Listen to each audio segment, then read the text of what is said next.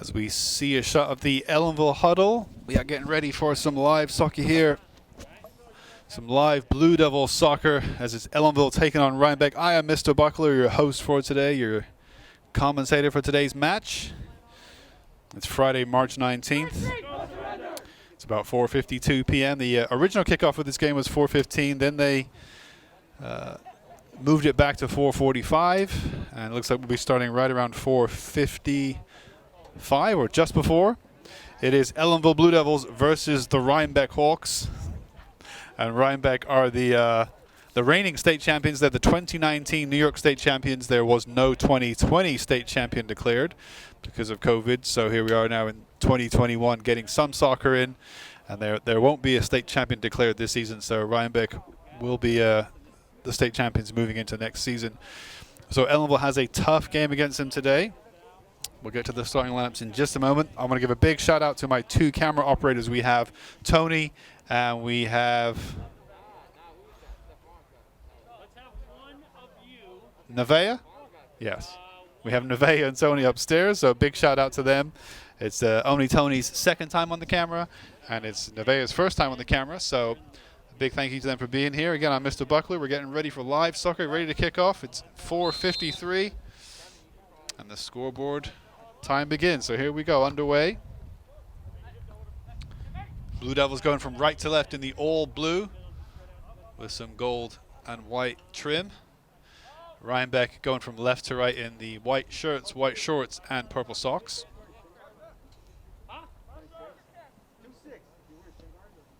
So cameras, if you can hear me, you can zoom in just a little bit more than that if you want to. Not a lot more, but just zoom in a little bit closer. That's probably good for now, yep. Ellenville's got to deal with this one on the defense. The striker was pushed by the, the defender was pushed by the striker. So Helgeson in goal didn't have to face a shot there, and looks like Chris Leone, number 21, just composing himself. So it's going to be a free kick to Ellenville. So let's go over your starters and your coaches for today. So for Ellenville Blue Devils, the home team, we have number 4, Matt Urquia, number 5, Nerman Ibrich, number 7, Kashar Biswas. In goal, Matthew Helgeson, Gavin Baxter, number 10, Kevin Gattaca, number 12, Brandon Gonzalez, number 18, Brandon Guba, number 19, Chris Leone, number 21, Alex Pauly, number 23, and Alex Zweck, number 26. And Ellenville coach is head coach is Maxwell Mead, assisted by Lee Augustine, Matt Dom, and sometimes Alvaro Urquia. Ellenville wins the free kick just by the center circle in the center of the center circle. So for Rhinebeck, let's see who we've got on the field today. The Hawks head coach Justin Wiesenthal, and JV coach Henry Frisnecht, and assistant Mike DeCola as Kashar attacks left wing just inside the box. He won a penalty kick from that position in the previous game. So who we have for Rhinebeck? We have George Ashworth, number 8, Harvey Ashworth, number 17, Ian Binney, number 10, Liam Courtois, number 3, Ben Fajardo, number 20, or Fajardo, Devin Green is number 2, Brendan Hines is the keeper today, Johnny Lang, number 5, Noah Roger, I think, is number 13, Lyndon Stout, number 25, and Alex Ulrich, number 6. Those are your starting 11 for the Rhinebeck Hawks, who I believe their record might be 1-0 this season. Ellenville's record is 3-0 coming into today's game. They have had a pretty good start to the season. They won 7-1 at Ronda, then they won 2-0 versus Onteora. And then the previous game you covered earlier this week, they won at home 2-1. I think that was Spack and Kill, yeah. So today, Ellenville looks in their 4th game of the season to make it 4 wins out of 4, but it's going to be a tough game against the reigning New York State champions. Not even the section champions, but the state champions visiting Ellenville Blue Devils today. So this will be a really good test for the Blue Devils, who've gotten off to a great start themselves this season. Kashar Biswa is inside the center. Looks right for Paulie.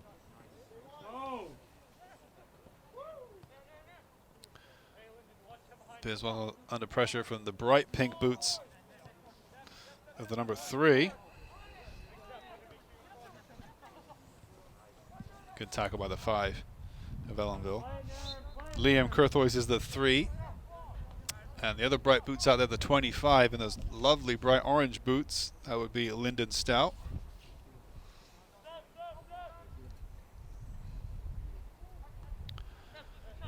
Now, of course, the players are playing in masks this season. We have 2 40-minute halves, and each half will be split into 2 to allow the players a break to catch their breath.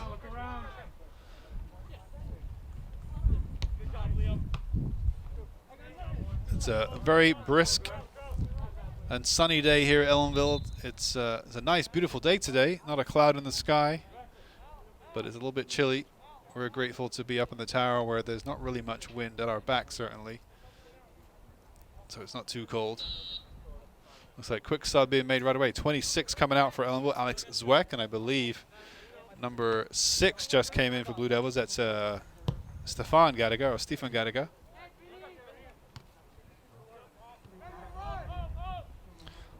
I think might be the younger brother of Kevin Gattaca.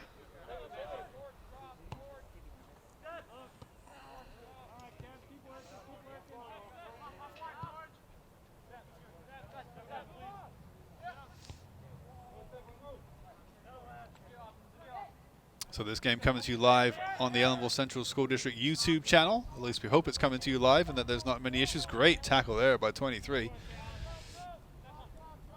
This game coming to you live on YouTube from the tower here, from the track at Ellenville High School. And will be also available on demand on YouTube, and repeat airings will be shown on Channel 20, the district's cable channel.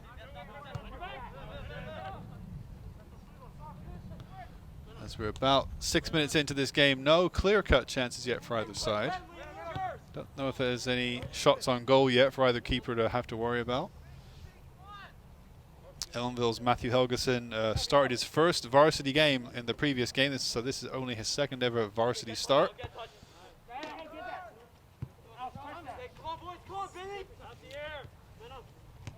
Kishar trying to use his pace. He got past the first 2, but just put it too far in front of him. Ibrich has to clear, leaves it for the 18. It's like Gonzalez, that is, playing in the defense. He's often up front for Ellenville. Baxter punts it forward. No one up there as an outlet. Kashar on the left, Gattaca on the right, and then Urquia, number 4, trying to offer some support. Baxter in the center of the park. He's also an attacking talent for the Blue Devils, if he can get up there.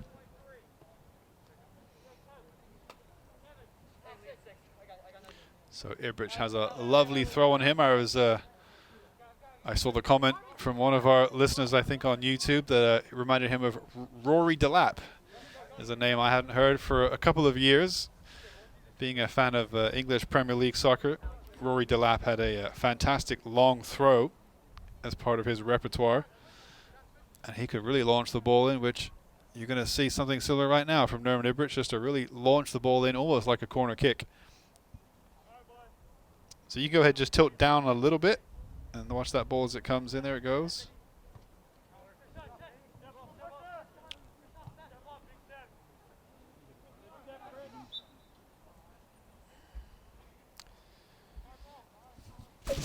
So you just cameras, just tilt down just a little bit and zoom in just a little bit.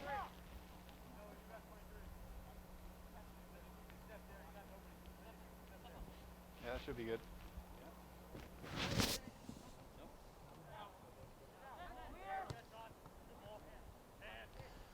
So we are fortunate enough today to be coming to you, as I say, from the football field, from the track, and from the tower that overlooks this field, which means, Matt Helgeson slides out and I think knees it out, doesn't even go out for a throw, so good save by Helgeson. Yeah, we're fortunate to be coming to you from this tower where it gives us a wonderful vantage point for the broadcast. It means our camera can be at such a nice high point of view. that we can really get a really nice look at the action here at the field. My favorite place to cover soccer from at Ellenville. And it has lights too, so we can do night games and evening games here as well, but don't think we'll need the floodlights for today's game, as we should be done here. It's a local time of 5 o'clock, so we should be done before 7, and the sun should still be up at that point. So we should be done by about 6:30 or before.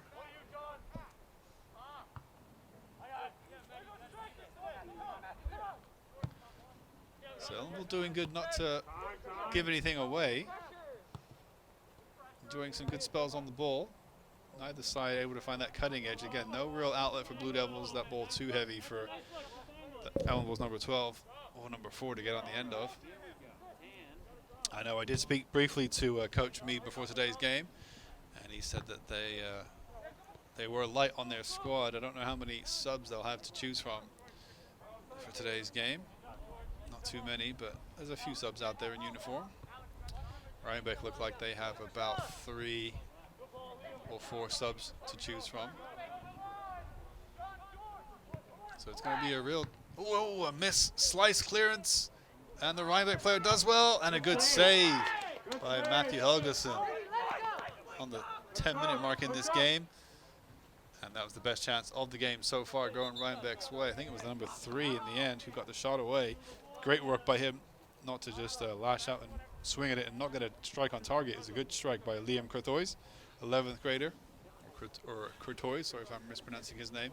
So Ellenville now does put Brandon Gonzalez up front, and they bring off the number 12, Gattaca. That was a really good opportunity for Rhinebeck, but a well-made save by Matt Helgeson. So that keeps the score at 0-0.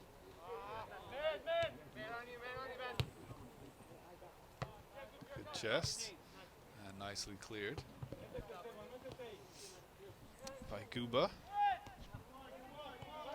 And he's going to kick it out as Ellenville has a man down. So the 17 just came on as a sub, Tanvirul Islam, and he has to just kick it out and give away a throw because Kashar Biswa is the number 7, as you can see there. Go ahead and just tilt down a bit, cameras, and show us number 7.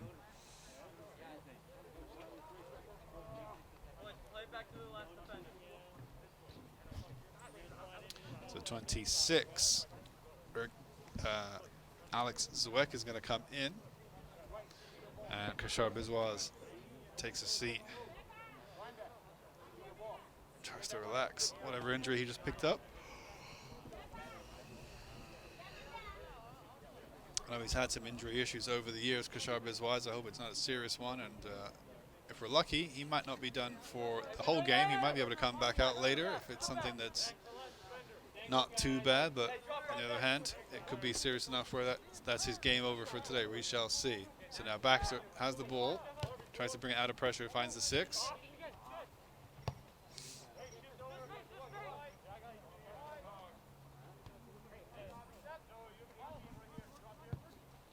Crossfield pass to the 17, miscontrolled by Islam. He's under pressure from the 6. He's going to pass it all the way back to Helgeson. Launch this one. Decent ball by Helgeson to find the 4.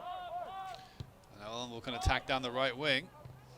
So this field is wider than certainly the field they played on last week. Ball is going to be going behind the goal there from Gonzalez. Couldn't quite keep it in. Tried the shot, I think, and just puts it behind. But this is obviously a nice large size field here. I believe it is wider, larger than the Leipold. Well, Leipold field might be just as wide, but the one we played on earlier this week, I think was definitely a narrower field. And potentially shorter as well. There's no regulation, at least there's no one set size a soccer field has to be. There is a range of size as opposed that the field can be, as opposed to, for example, American football or just football, where the field needs to be 100 yards in length. That may be different, of course, for the 8-man rules of 8-man football. But for the most part, 11-man football is always on a 100-yard field, whereas soccer does not need to be on a particular set size. As I say, it needs to be between X and Y in length. I'm not sure what those numbers are, but it does mean that fields can differ in size and in width. It's going to be corner kick to Rhinebeck. They've had the better opportunity so far this game. Now they're starting to turn the screw and apply pressure. Quite a few ninth graders out there for Ellenville. Number 4, Matthew Urquia. Stefan Gallica, the number 6. Kevin Raybound, the 24. John Gallica, the 16. And Silas Miller's number 3, all on the roster sheet. Some of them are on the pitch right now. Ball is lofted in, deep into the box. They're not going to even get a touch on it, and it's going to go straight out for a throw. So a disappointing corner kick as far as Rhinebeck's concerned. But now Ellenville can go. Gonzalez can perhaps shield it from the 17. Can't get past the 18, who does well. And Ellenville can look wide. It's going to be behind, I think, Guba, but he's able to keep it in.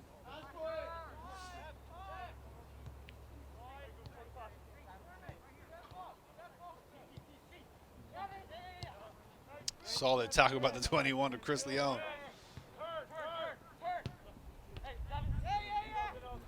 Oh, and a nice skip by the 2. Plays it back inside. Wrong choice in the end, but he might find his team at the 5 anyway. And again, well cut out by Guba this time.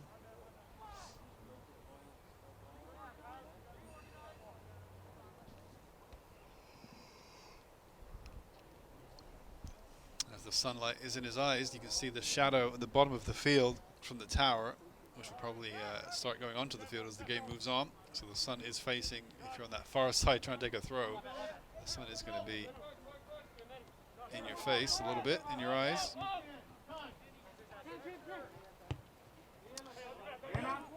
Zweck pings it out wide too much for the 4, the 6 to get on the end of. So Kashar Biswa, as you can see there behind the bench at the bottom of your picture, just trying to stretch and relax those muscles. Desperate to get back out on the field. I know he loves soccer, loves playing soccer. And number 6 goes down, but no foul by the referee. The 18 almost hit it with the shoulder, the lower part of the shoulder, which would have been a handball there, but the referee said he did just about keep it clean on his chest. Now Rhinebeck look to attack down the wings. Too far ahead of the striker, and Leon's just able to put it out for a throw. So another sub being made for Rhinebeck. Ellenville as well, the 20 coming in for the 6.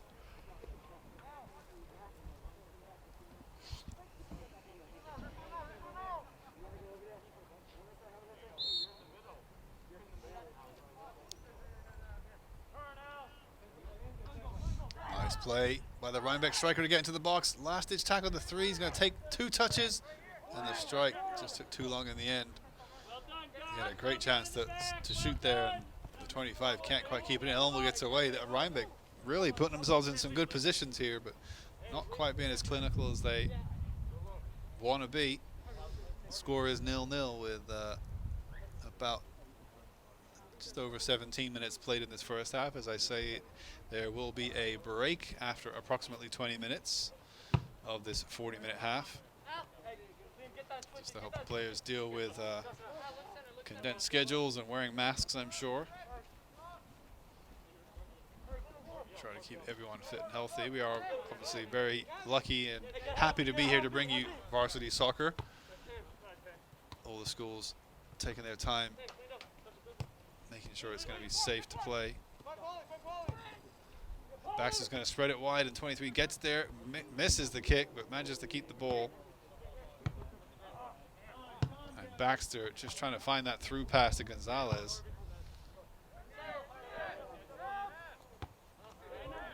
Flicked by the 6. Airbridge has plenty of time in sweeper position.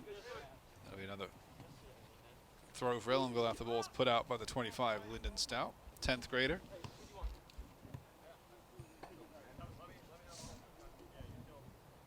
So I don't know if there's any ball boys. Typically there's A couple of spare players from the home team usually to act as ball boys, but I don't see any out there today.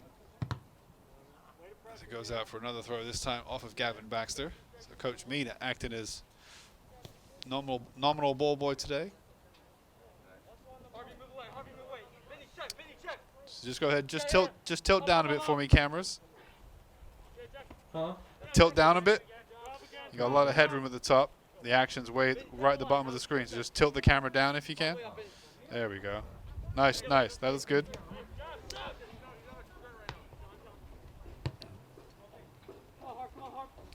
Again, big shout out to our fairly new and inexperienced camera crew. So Tony, it's his second time on the camera, and Nevaeh, it's her first time on the camera. So the referee blew his whistle for something there. Free kick to Ellenville. Not sure what the call was.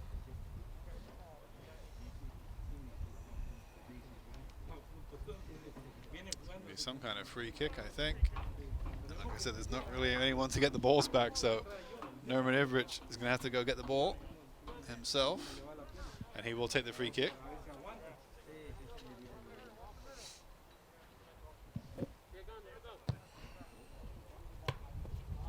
And the 20 couldn't quite control it and keep it in. That's Jack Ryan, 11th grader. 5-minute break. So we will pause the shot clock there. It's 5:15 or 5:13 local time.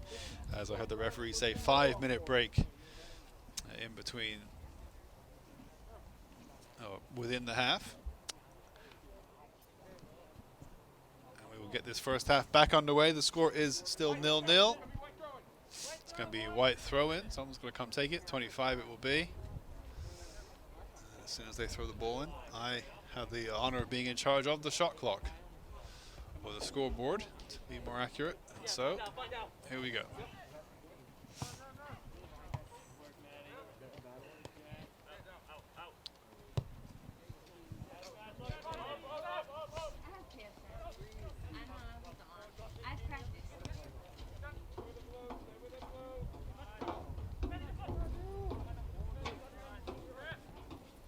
We're looking to attack down the left wing. Jack now has it on the edge of the box. Thought about crossing it with his right foot. Instead, drags it back, saves the play, recycles it back to Islam, whose ball ends up intervened. But good pressure here from Ellenville, and that's going to be some of the first action of the day for the Rhinebeck keeper, Brandon Hines, 12th grader, as he launches it down. Ellenville's Nerman Ivrich clears it to Guba. Sorry, to 23. Alex Pauly.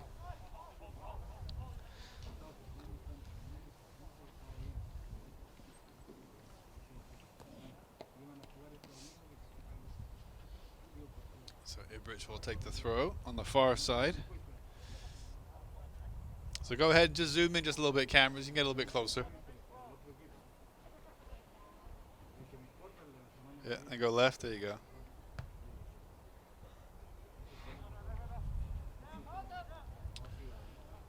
So once again, Rhinebeck's keeper gets to do something, keep himself a little bit warmer. And he's going to drop kick it. It's going to go right past his Weck. Guba, Islam, and then Baxter playing center mid today.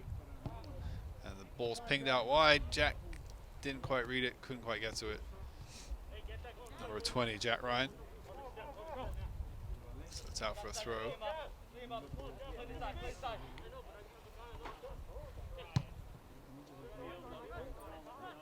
High clearance. Pauly can't quite get it. And now Rhinebeck has it. Oh, nice touch by the 3. Almost an own goal. Jeepers. Matt Helgeson was diving for that one. I think it was Chris Leon, perhaps, who almost cleared it into his own top right corner. That would have been a spectacular own goal. I say Matt Helgeson, he was worried about it. So it's going to be a corner kick from this near side to be taken by the 25, which is Lyndon Stout.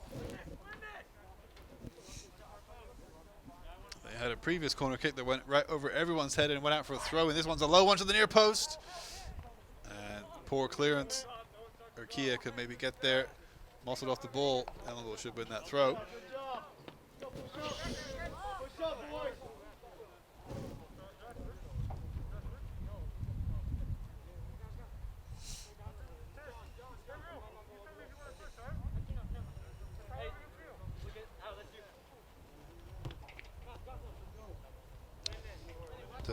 Try and go down a bit, cameras. Yeah. There you go.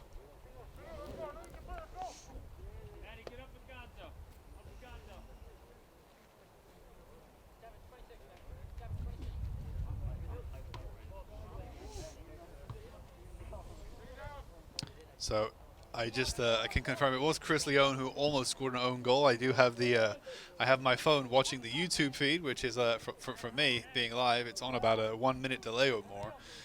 So I actually have somewhat of an action replay. If I remember to look down at my phone a minute after something's happened, I can actually see a replay of it as Ellenville attacks into the box. Oh.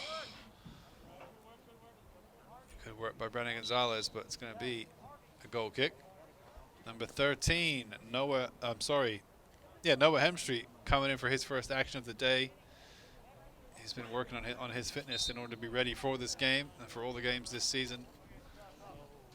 He is a senior, and he would be a starter if he was fully fit, but he's working on some fitness concerns that are holding him back a little bit.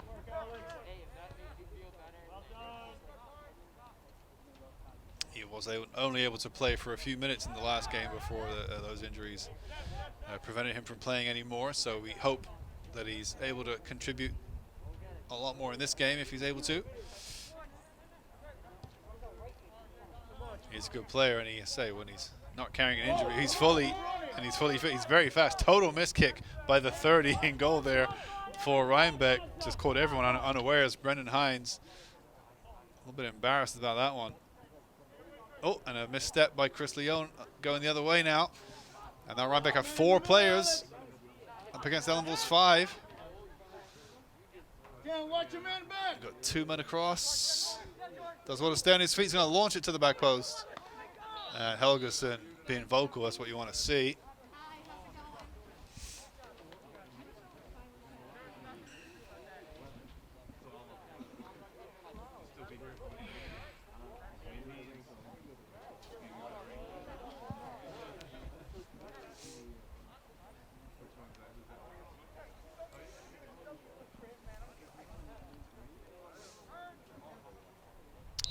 Goal kick. Ibridge will take for Blue Devils. Score still 0-0 here with about 13 or 14 minutes left in this half. This first half. Whistle goes there for a push in the back, I think, by the Rhinebeck attacker. So Kashar Biswas, I had his boots off a few minutes ago, but his boots are back on. He's putting his gloves back on, so I think Biswas is looking like he wants to come back into the game.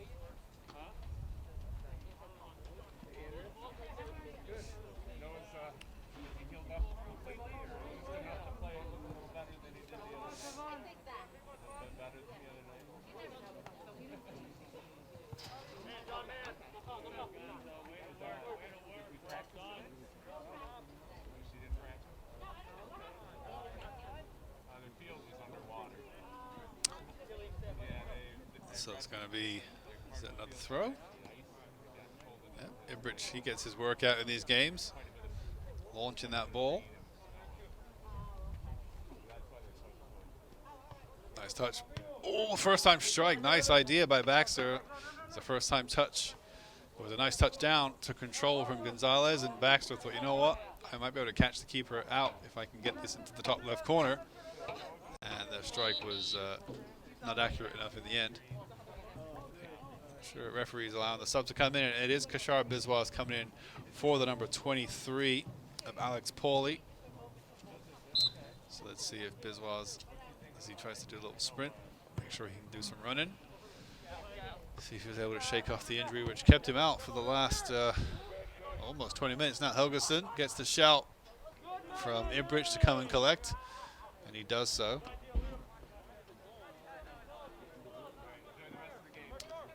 And so Rhinebeck now can drop back.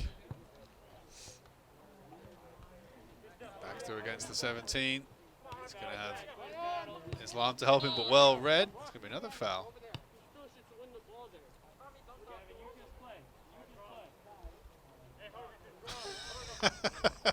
It's wonderful having that microphone on top of the camera. Again, great. You guys are doing great. You guys are doing a great job upstairs on cameras and being very quiet because we have a microphone on top of that camera, which can pick up because there's no crowd here. It's so quiet. The camera is actually really good at picking up small little bits of conversation by the players and even the coaches to the players. And just then I heard a little interaction after the free kick was given. Baxter basically complaining about the free kick should have been given earlier, and Coach Mead just basically telling him, just play. Don't be talking too much to the referees. Just get on with the game. Let the calls happen as they happen. And it's great to be able to hear those little bits of insight which you might not normally be able to get.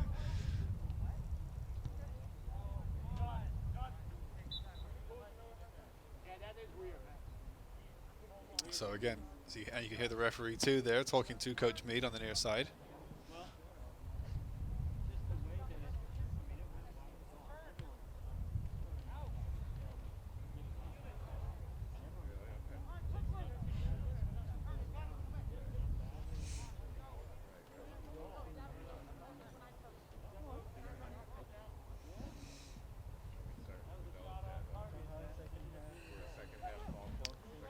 Baxter under pressure in the center of the park, loses out.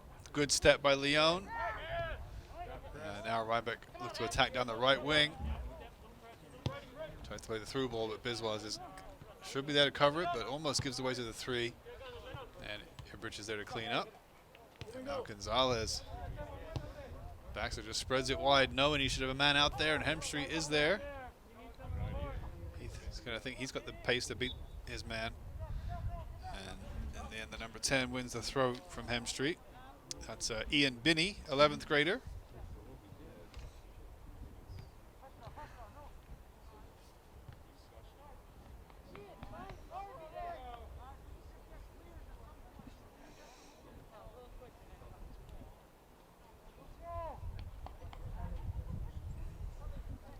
So about less than 10 minutes until halftime. Score still 0-0 here at Ellenville High School. The Blue Devils take on the Hawks of Rhinebeck.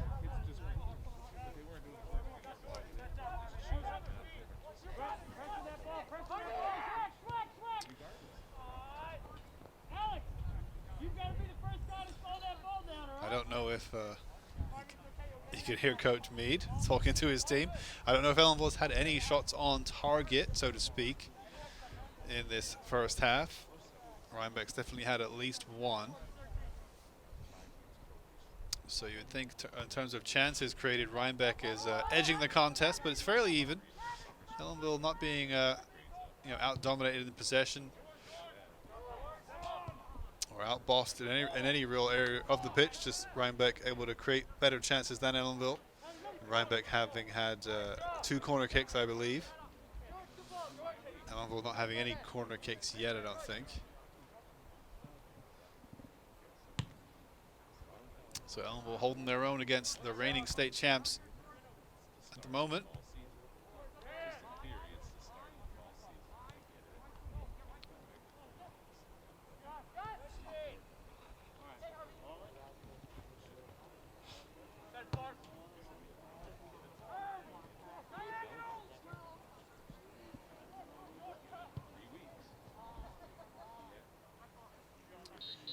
Might count as a shot off target, but it was well wide. Paulie coming in at the 23. Looks like he's coming in for Hemstreet. It looks like he's going to be okay to play some more. He didn't pull up injured. He's just coming out maybe just to talk to the coach, make sure he's feeling okay. You can tell it's cold out there as Ellenville's bench looks to try to stay warm. Temperatures are indeed dropping out there.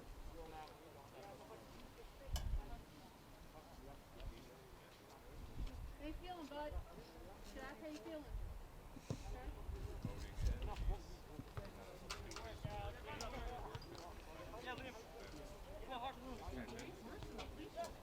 Number 6. Good footwork. Now can Ellenville craft an attack? No. Good defense by the 20. He's been pretty solid today. Not letting Ellenville have any real chances, as I said. He's a big part of that defense. But now Gonzalez might have a chance because he cut back onto his right. The defenders can't quite clear, but now they can with the 18. Eventually getting the ball away. I'm not sure who the 18 is. I don't have an 18 on our roster. The 20 I was just talking about is Ben Fajardo, 12th grader.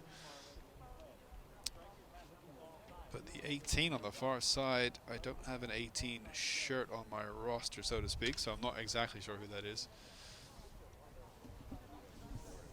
But that was actually a good chance there for Ellenville. Brandon Gonzalez almost able to create something, and now Kashar Biswas, can he read that? Not quite.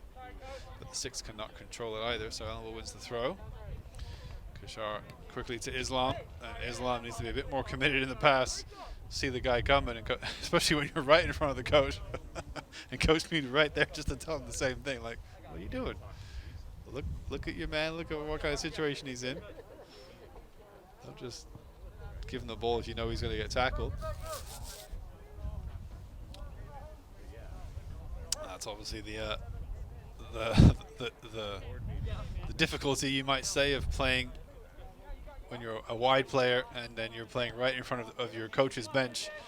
You're going to be open to coaching, shall we say, not necessarily criticism, but the coach is going to be right there to see everything you do and talk right to you. The 6 now is going to get ahead of it. Bridge, he just stepped on the ball. That could have been a wonderful breakaway opportunity for the 6, but he just stood on the ball, and then the 5 not able to do much at all in the end. But the 6 there, I thought Alex Ulrich was going to really cause some problems. Johnny Lang in the end just was the one who put it behind Ellenville's goal. But Rhinebeck just lacking that kind of killer edge in the final third. So far, at least in this game, their defense has been pretty solid. Their midfield has been pretty solid in building attacks, but then the offense of Rhinebeck not able to get past Ellenville's defense, really. So let's give some, we'll say that's down to Ellenville's defense being on point, but it's definitely down to some Rhinebeck players not quite having the right touch in the final third. Chris Leon barges through, gives away the throw.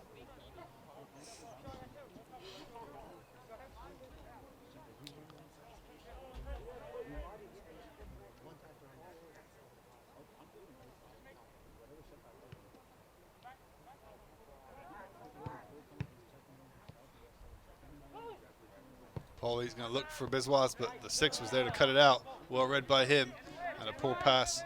In the end, number 3 puts it through the uprights. And so Ellenville can make Kasaba or Kia going to come in for number 6, Stephen Gattaca. So again, another strike off target for Rhinebeck.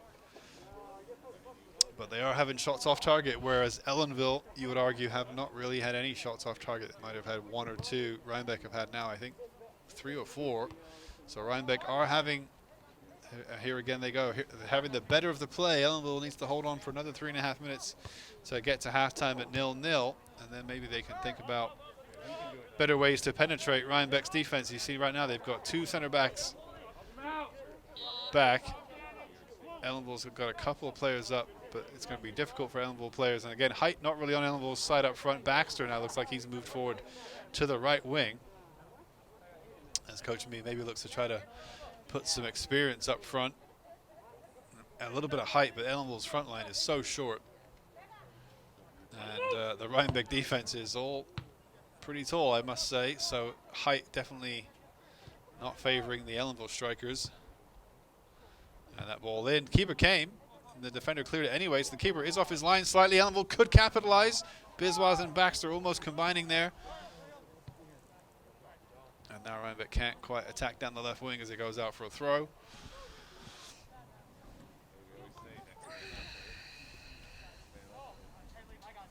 And Aaron Ibridge will launch it.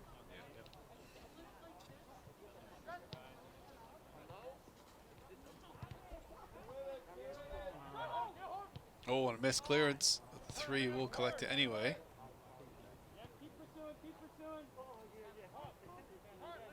Pull up, guys.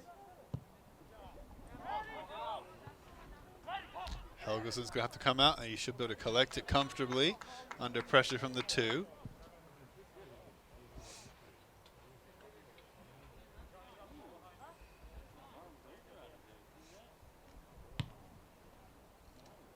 It's a good goal kick from Helgeson. It's flicked backwards, and number 7, Biswas, might just get there before the keeper. He did get there first, stepped on the ball and fell down. That was a great opportunity for a counterattack out of nothing by Ellenville, and you would have wanted someone like Biswas up there to be the one to be on the end of that, but in the end he just stepped on the ball, fell over, and Rhinebeck got away with one there, but they could have been in trouble. They let the ball go through, and Ellenville's man almost there to capitalize on it. So that's a positive sign for Ellenville as we approach the final minute here. I will stop the clock with 1 minute to go so that there's no annoying buzzer, because I don't know if the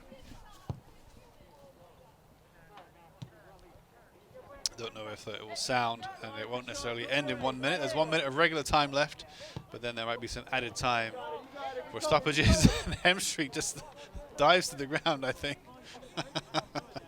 Bit of a Superman dive there by Noah Hemstreet.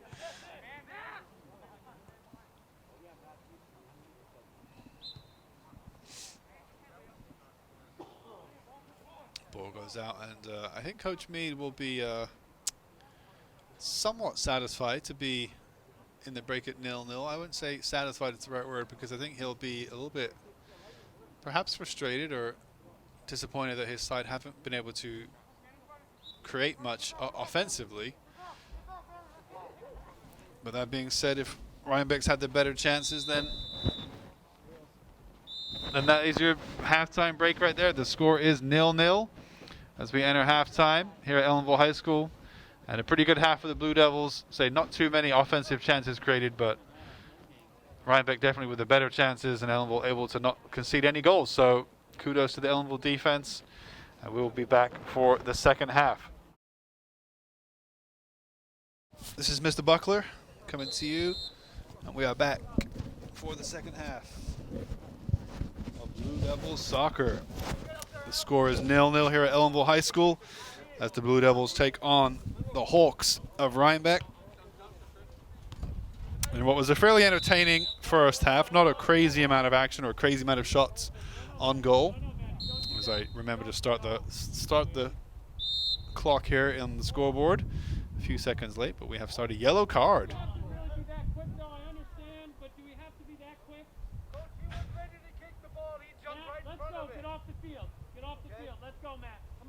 So number 4 for Ellenville, Matt Urquia, getting a yellow card, jumping in front of a guy as he is about to take a free kick, I think, and the referee giving him a yellow card for doing that. And Coach Mead was trying to argue the point, do you have to be so strict, as in he's a young guy learning the game of soccer, could you not like tell him that that's a mistake, and if he does it again maybe he'll get booked? But yeah, so Coach Max, Mead saying he's not mad at the player, he's mad at the referee for being so quick to brandish a yellow card there and not give the player a little bit of leniency. But there you go, he broke the rule. Rule is you cannot obstruct a kicker from a set piece, at least not that close. And so Urquia gets to sit out for the few minutes. Now in high school soccer is a rolling, well, along with rolling substitutions, it's essentially a rolling yellow card situation. So the yellow card basically means it's a way of signifying to a player you've committed a breakage of the rules and you have to sit out, but you will be allowed to come back in should your coach want you to. So I think we will see number 4 Urquia again in this game.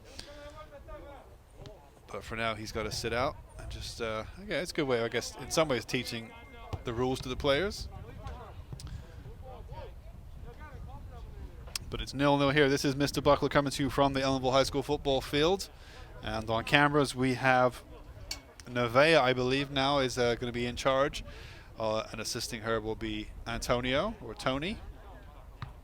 So a big shout out to my camera crew upstairs. I thank them for being here. It is very cold.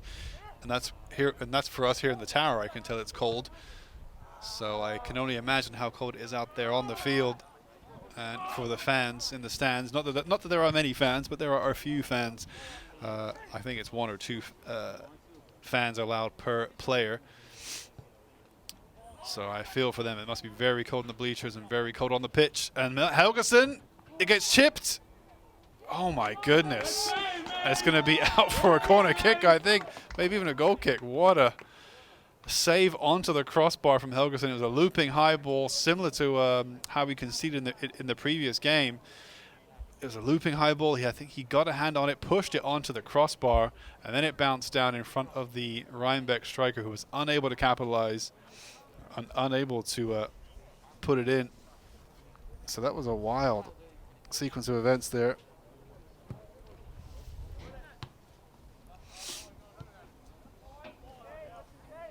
But it remains 0-0. So, and Helgeson, did enough to keep the ball out of his goal. So that's a positive contribution from Ellenville's keeper, Matt Helgeson.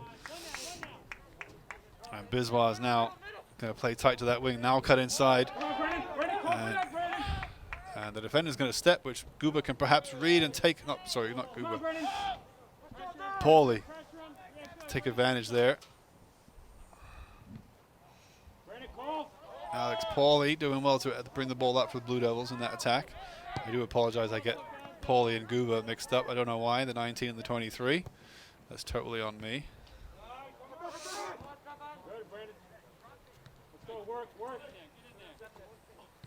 Biswas with the fake.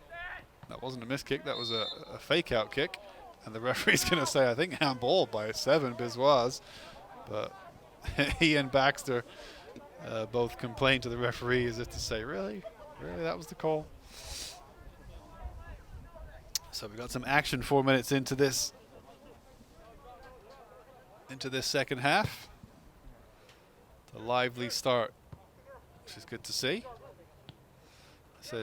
Especially considering how cold it is, but the game is there for both teams. That ball is probably just going to go out. Gonzalez can't quite keep it in, but he chased it nonetheless.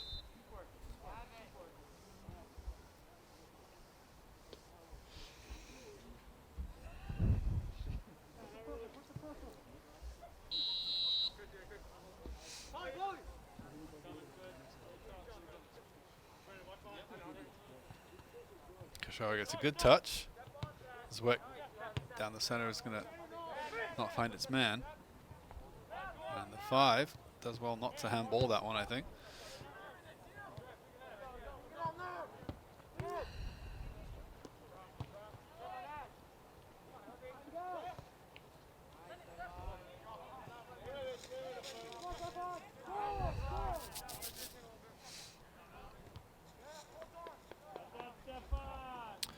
So I think the records coming into this game, just to remind you, I think Ellenville are 3-0 coming into this game. 3 wins out of 3 to begin their season. Rhinebeck, I don't know for sure, I didn't get it confirmed, but their paper says 1-0, which would imply they've only played 1 game and they won it. I would have thought they would have perhaps played more games, but I wouldn't be surprised also if they have only played 1 game. I'm not surprised for that game to be a victory, as they are the reigning state champs, so they are a very, very strong team, if not the strongest team in all of New York State. At least they were the previous season. So Ellenville has a real test for them in store today. I do know I was chatting to Coach Mead at the end of the previous game a couple of days ago, and he was telling me that while there won't be a state tournament, so to speak, of this year, and the sectional tournament will be very different, they do plan on some kind of a postseason match, I believe, so that they can crown a champion of sorts for this season. And Ellenville has a good chance at being in that, especially with the start they've made to the season with 3 wins out of 3. Hemstreet knocks a man to the ground, then falls to the ground himself, and then goes again to the ground, and he's going to win the free kick. No, he's going to give the free kick away to the 25. I'm just glad to see Hemstreet out there not injured. He is a senior after all. This is his last year to wear the Blue Devil shirt. He's been on the squad for many years. You can start to see the long shadows forming on the pitch here. It's local time, almost 6 p.m., 5:56 p.m. A yellow card being given to the 23, I believe, of Alex Pauly, and he can't believe it. And I believe it's because he's being too close to the free kick taker. So 23 is going to come out. another essentially an enforced substitution, and that's going to be a disappointment for Coach Mead, because 23 is certainly one of the key players for the Blue Devil team.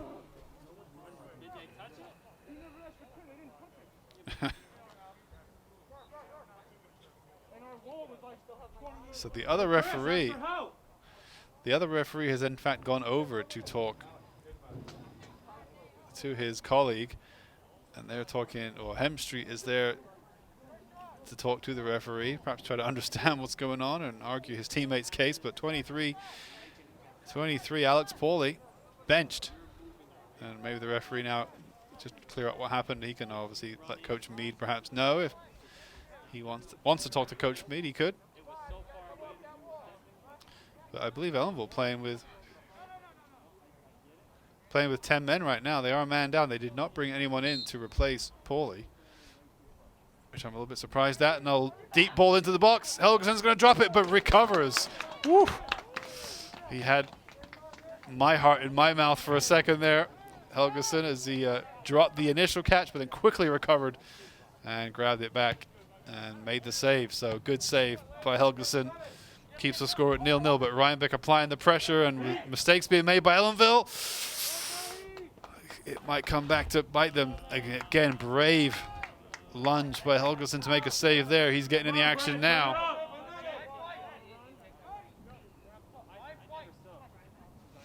So Ellenville now playing with essentially 4 up, 2 in the middle, 3 back, and the referee is asking, do you have a sub? The 20 is going to come on. So I guess Ellenville couldn't quite replace the player until the ball went out of play, because it wasn't their substitution, so to speak. And now that the break happened in Ellenville's favor, they were able to bring a man on.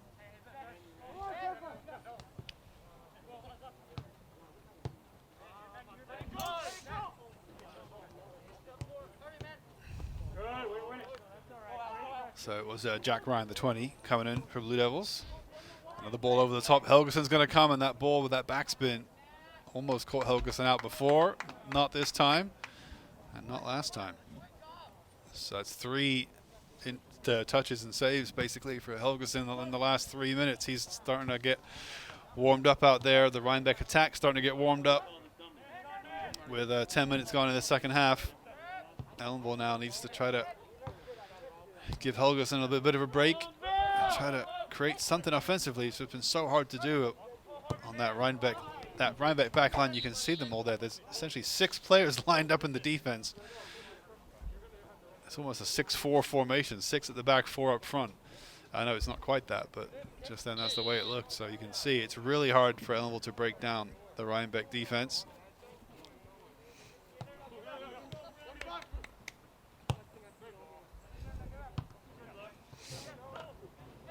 It looks like they almost do play with a back 5, 3 center backs and 2 full backs, and then the 17, a bank of 3 midfielders essentially. Maybe the 14, the 17, and the 5. So it's essentially a 5-3-2. But trust me, those 3 in front of them are pretty deep. So the only 2 real attacking players are the 8 and the 3 for Rhinebeck. They would be the attacking options, and then the next option is a severely deep-lying midfield 3 sitting in front of a back 5. So an extremely defensive setup Rhinebeck has going on. But hey, if it gets you the state title, if it wins soccer games, then nothing wrong there. It may be a defensive way to play soccer, but if it's a winning, victorious way to play soccer, I got no problem with it. Kudos to head coach Justin Wiesenthal, the Rhinebeck head coach.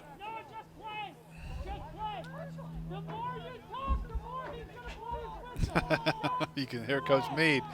He can obviously hear his players being verbal and complaining to the ref, and he's just trying to tell them, just play. The more you complain, the more the referee is going to try to get you in trouble, or the more trouble you might get into with the ref. So just get on with it and play. Stop talking back to the referee. It's never really going to do you any favors. Leave that to the coach. As Rhinebeck strikes it near post, and it goes wide. decent opportunity again. A shot off target, but a shot that rattled the goal. Number 5, Johnny Lang, or at least rattled the net.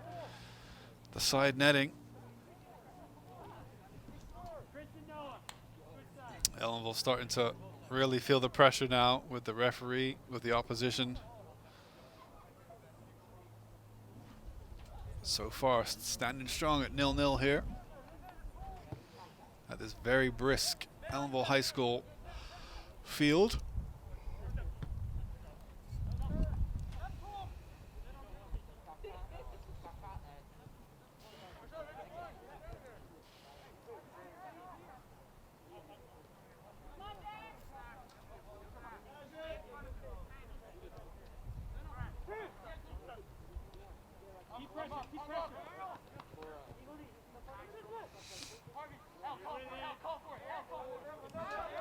Number 6, no foul committed by Stephen Gattaker. If there was, they just played the advantage, and now Ellenville has the ball back. And Biswas gets through one. Manages to get the ball past another 2, but cleared in the end by that defensive line. Oh, and number 7 slams into the defender. Defender goes down, no free kick. Gattaker did well to find Jack. Ellenville starting to play in Rhinebeck's half, certainly. Leon trying to push up. Usually playing defense in this game, but pushing up there. And Rhinebeck, now their outlet is pushing up as they get the ball. Their 2 strikers pushing way up, and they have the two wide players. 14 on the left. They look to start. A nice play by Hemstreet. Strong against the 14. They're going to say that was out, but I don't know if the whole ball crossed the line, but maybe it did. Good play by Hemstreet against the 14 there of Rhinebeck, who didn't want to foul him. That was Alexander Binney, 9th grader. Had plenty of opportunities to just lunge in there, but he just stayed on his feet. Wait to see what Hemstreet would do.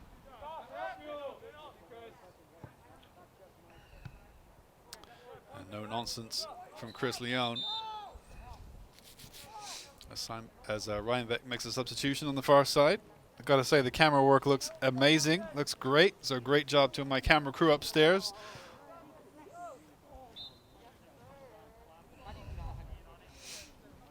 I'm sure our watchers, our viewers on YouTube and Channel 20 are very happy with the quality of the camera work. I hope they're impressed with the quality of the commentary. As that ball is punted out over the bench, maybe over the fence. Hopefully not. No, it's not. So it will be Ellenville throw in front of the Rhinebeck bench. Nerman Ibrich will look to launch this one.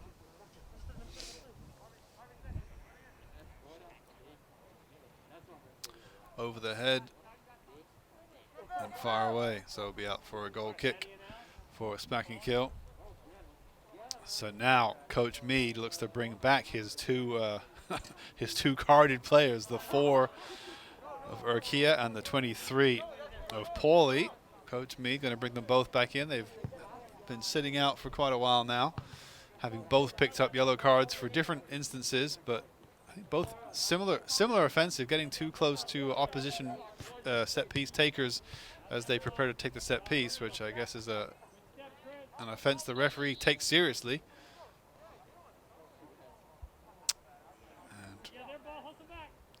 Referee on the near side there giving us a signal of an over-under call from basketball. Not quite sure what the call was.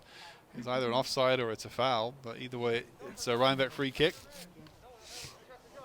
Number 4, Urquia, he's anxious to get back in the game. He's been out longer than Pauly, the 23. He's anxious to get back out there.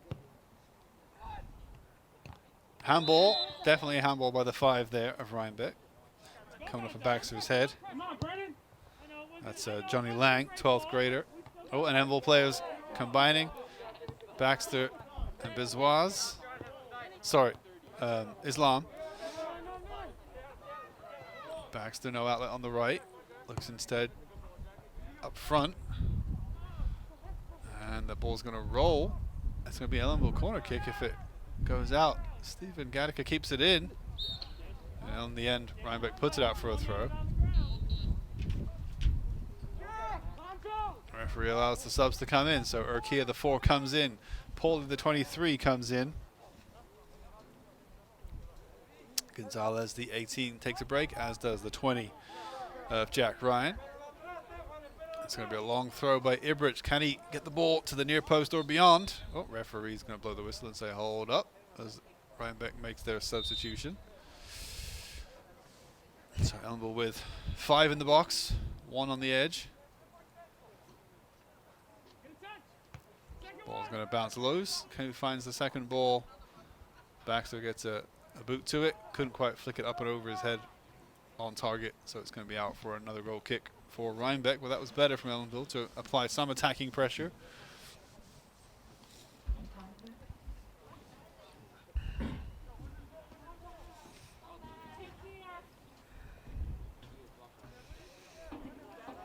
.21 minutes to go in this second half. Score still tied at 0-0.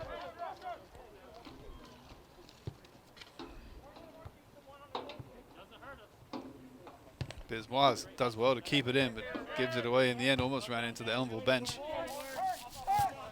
And now Rhinebeck to attack. The 8 steps on the ball, but finds the 2 who could not put it under control, and he loses out. So Rhinebeck wasting that opportunity to attack there.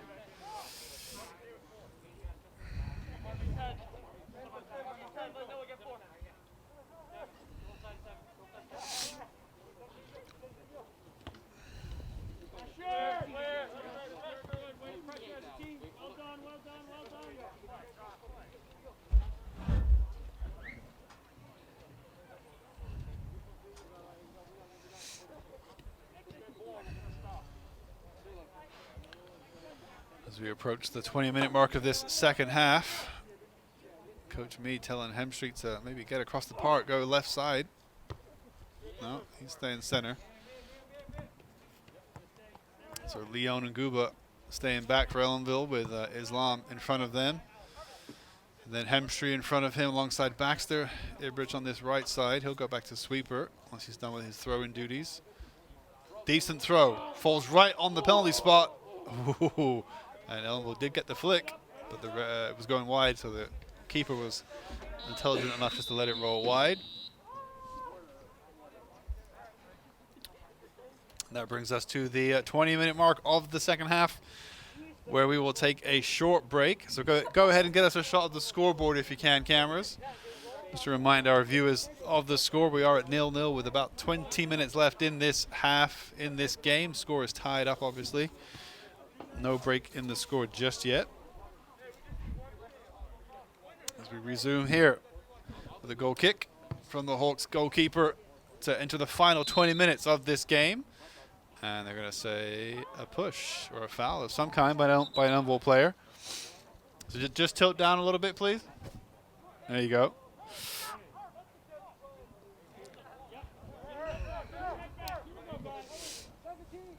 So the long shadows now, as I said, being cast as the sun sets here, and the temperature probably gets to drop even more. It is very cold here on this March 19th Friday. Time is 6:13 local time here in Ellenville, New York. And we have just over 19 minutes left in this varsity soccer contest. Score still tied at 0-0, no goals yet. Rhinebeck's hit the crossbar, or forced to save onto the crossbar, I should say. But other than that, not too many clear-cut chances, but Rhinebeck definitely having more shots off target and probably more shots on target as well than the Blue Devils. So they're edging the contest in stats, but not in the one that matters in goals, which is still tied up at 0-0.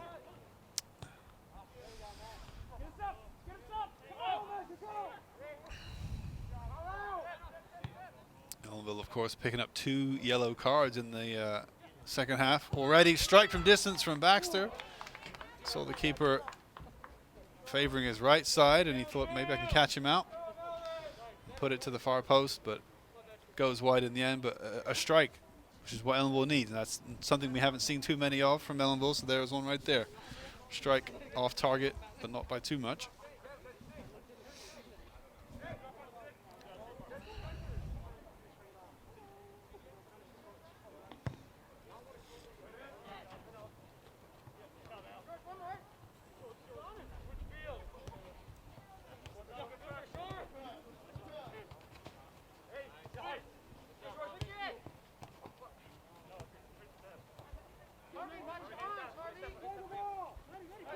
well played by Urquia to hold it up, not just give an errant pass which was going to get cut out, but really hold the ball up, allow his teams to give him some support.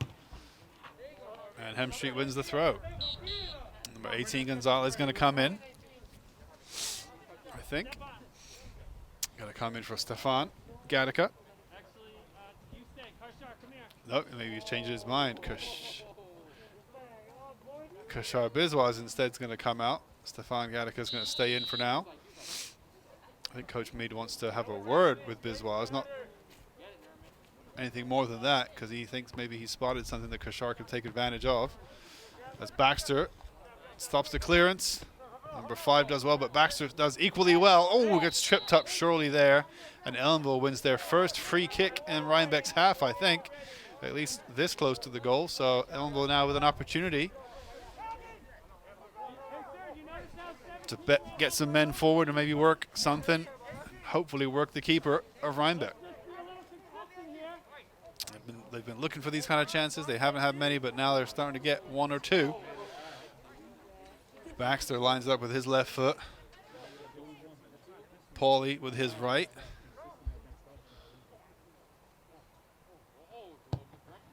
Baxter hits it low, tries to get it under the wall into the keeper's left side. And he drags the shot wide in the end. And now Biswas does come in for Gattaca, having received some words of instruction from Coach Meade. Let's see what Biswas and Baxter and the gang can do out there for the Blue Devils. As we approach 16 minutes on the clock.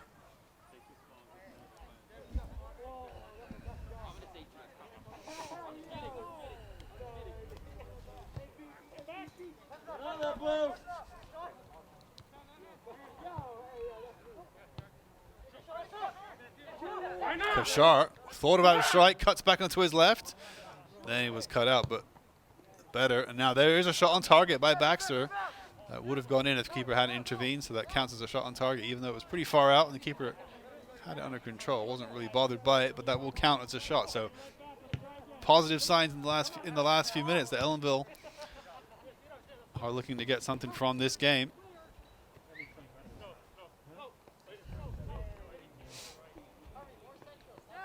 Just go down a little bit, camera. There you go. And Gonzalez in the box. Baxter with him. Gonzalez tries to get a shot away. Tries to get onto his left. Oh, the ball just wouldn't fall for him. And you can hear the frustration in the coach and the fans here on the near side. That was a wonderful opportunity for Ellenville in the box of Rhinebeck there. With time, you thought there was time to get a shot away, but just couldn't quite get it.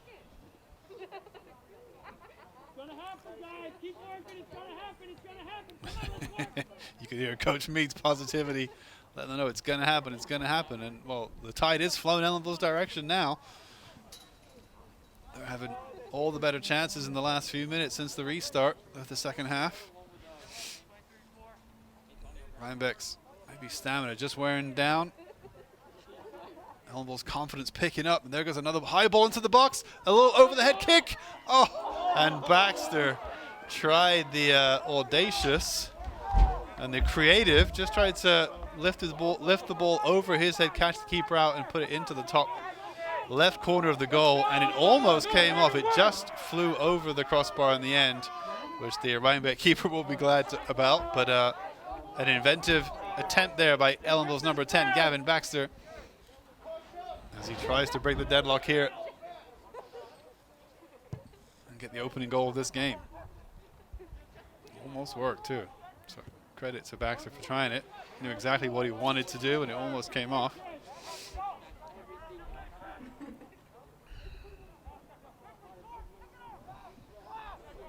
You can zoom in a little bit, get a bit closer than that. Yeah, that's good.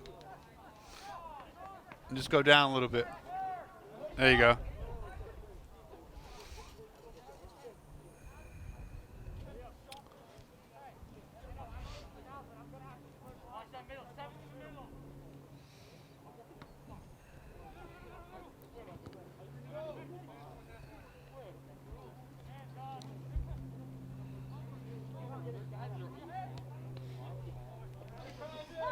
Rhinebeck still a danger, though, still a threat, which Ellenville needs to take really seriously. But Ellenville certainly having the better chance of the ball float over the top. I think he's offside. Yeah, Brandon Gonzalez definitely offside. Smashes at the ball. And there's no ball boys, so the referee, I think he's going to tell him. But no yellow card given that time, which will be a relief. No, it is a yellow card for Brandon Gonzalez. Just as I said he wasn't going to get a yellow card. Number 18.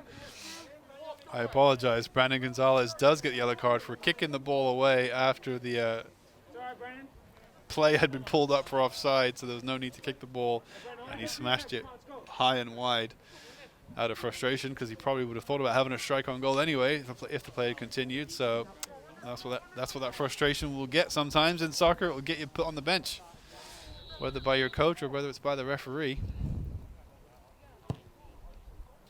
So unfortunate for Ellenville and for Gonzalez, but he will be out for at least the next few minutes. We'll have to wait and see how long it can go before coach is allowed to bring him back in or decides to bring him back in. The Rhinebeck player apologizes to the ref for playing on after the whistle. He doesn't want to get a yellow card. That's the number 2. Davin Green. Just over 11 minutes to go in the second half here. High ball in by Ibrich. Leon's going to try to beat his man. And that'll be out for goal kick, I think. So I'm not sure with 10 minutes remaining, if the game remains 0-0 at full time, what they will decide to do. I don't know if it will end in a draw or if they will add some overtime or added time to try to find a winning goal.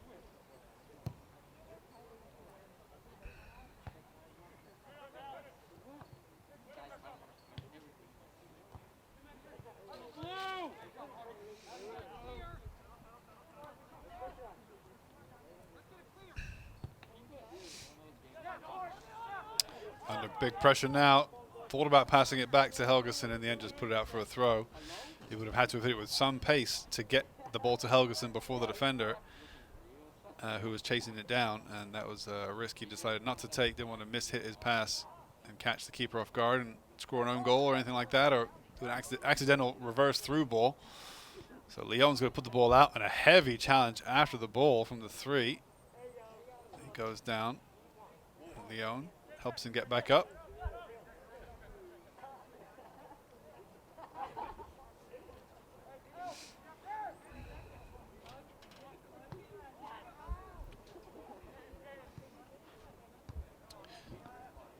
You can try to zoom in just a little bit. Just get a little bit closer than that.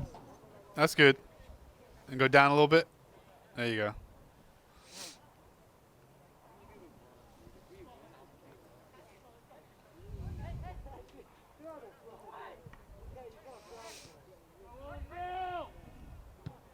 Ball put into the box. It's going to go past the 13 of Hemstree, and it's going to find the 2 on the edge of the box.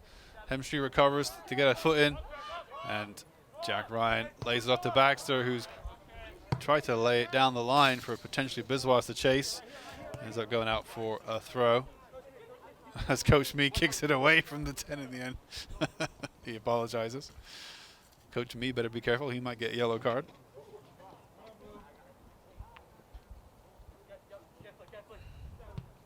Nice ball down the line. The 5 didn't read it as well as he could have.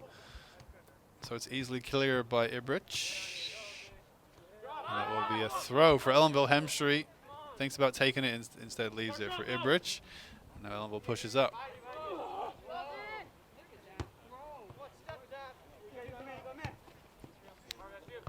Baxter keeps it in. Punts it forward. Keeper's got this under control, no problem. So 8 minutes to go on the clock. Islam with a bit of a wayward header, but it found an Ellenville man.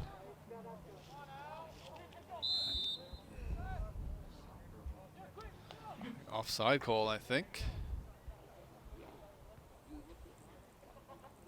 To give Ellenville the free kick.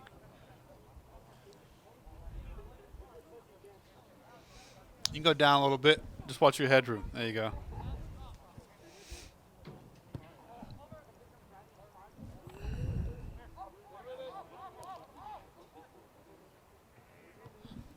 Now that shadow of the tower that we're in is long on the field there, as you can see. It started the game not even on the field, and now as we approach the end of the game, it's almost stretched the entire length of the field as the sun sets here in Ellenville.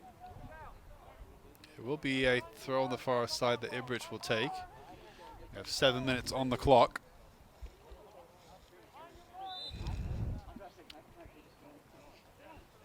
Coach Mee tells Hemstreet to get up there. We have an attacking situation here.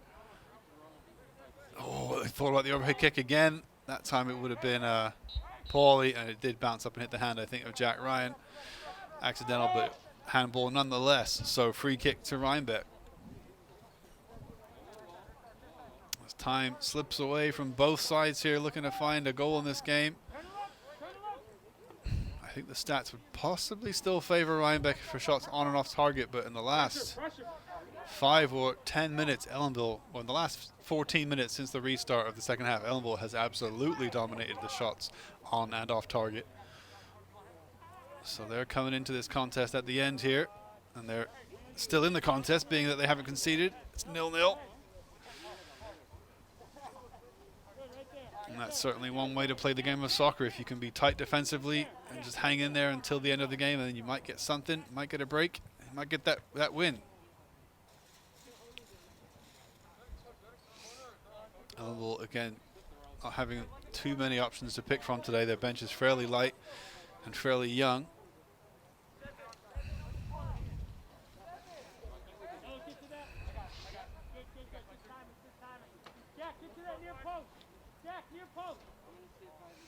Telling Jack to go near post. The ball goes over the near post. Baxter with the flying volley on the left foot. Caused some issues. Kashar, he can just about win the throw. Wants to leave it for Ibrich. Ibrich has to cross the field to take this one.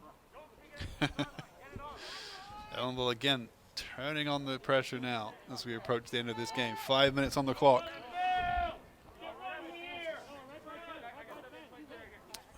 13 Hemstreet at the near post as the throw comes in. Keeper's going to jump and punch, and now Ibrich can strike it right with foot low. Gonzalez can't get the shot away. Baxter with the strike. It's going to creep past the keeper, but saved. Stays in, and the lunging Ibrich, who does a push-up after the ball goes out for a throw off of his block on the clearance. And Ellenville really starting to attack now. Coach Mee telling the guys just to keep it up, keep the pressure up as we approach. The crowd here thought that last chance had a real chance of going in.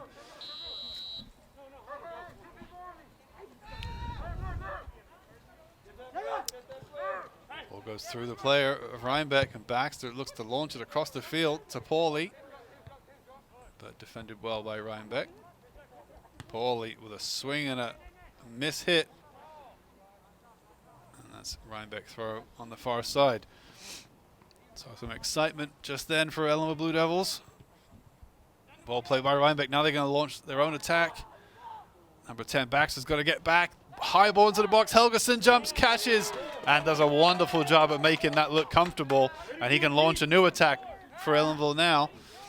As this game starts to become more open, as players get tired, Biswas tried to knock it past his man, but just put it out for a throw. Much to the chagrin of the Ellenville fans here, you could hear the groans once Biswas put that one out. But Hemstreet's playing well since coming on. And 18 Gonzalez puts pressure on the defender. Almost got away with it. With the ball, that is. Now Biswas. And number 3 comes back to help defend. And now the heavy ball through. Guba now may have to play this back to his keeper. It's a bit of a missed kick. Helgeson can't pick it up. He's just going to clear this one. Safety. Guba could have just put it out for a throw, but That's okay. Play it back to the keeper. He might have been able to launch a new attack.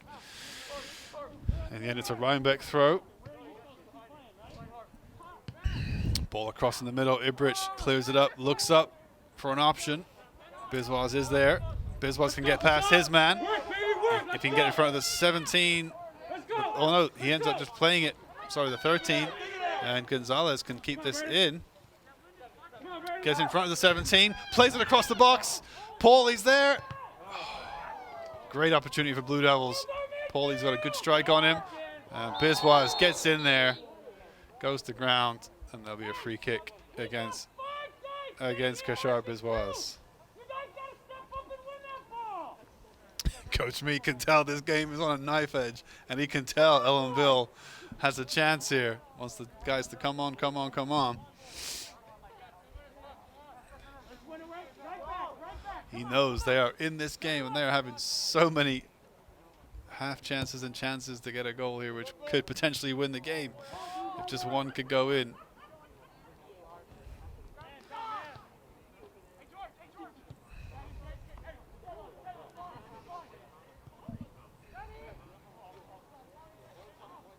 High ball.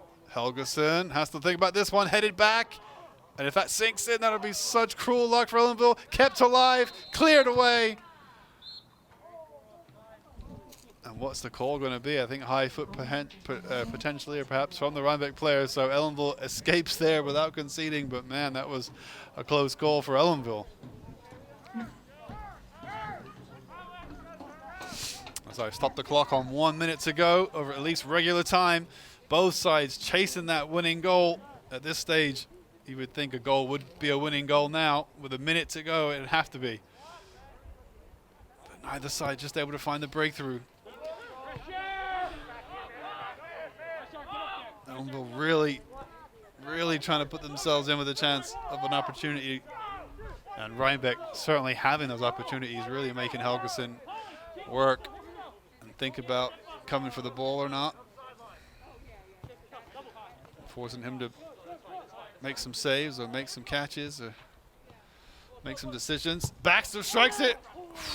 Tries the opportunistic strike with only 30 seconds or so left. Why not have a crack? And in the end, it goes over.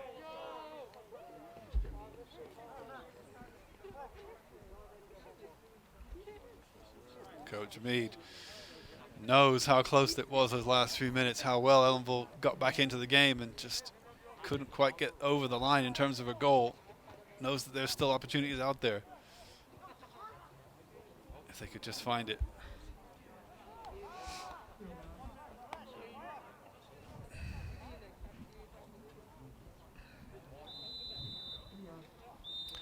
And so that is the end of regulation time. I believe there may be some overtime, as I don't hear any cheers or any claps or anything.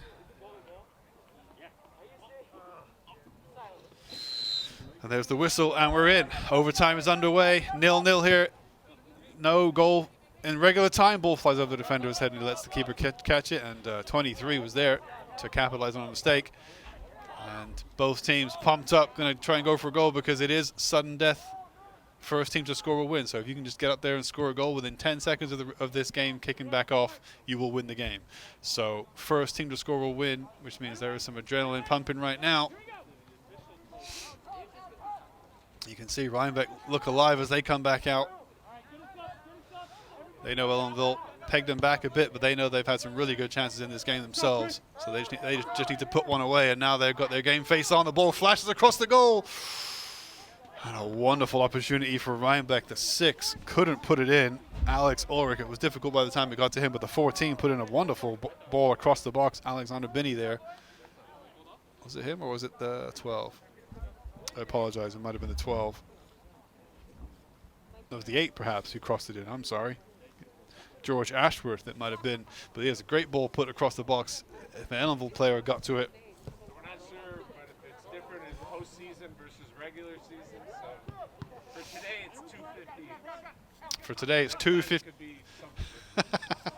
Yeah, for today it's 2 15-minute overtime periods. I've been confirmed by Mr. Moyer, but it could be different in the next game, or the next type of game. But we will go with that. 2 15-minute overtime periods but its first goal wins.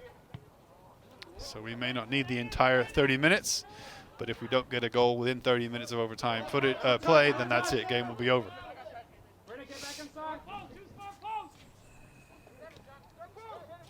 Paulie swings it to the back post. Oh, keeper punched it away. Didn't want to catch that. Just punched it away. Ooh, sliding challenge from Guba, but Rhinebeck gets the bounce. And Ibrich puts it out for a throw on the far side. So yeah, 2 15-minute overtime periods indeed. Golden goals, what we're looking for here at the Ellenville High School.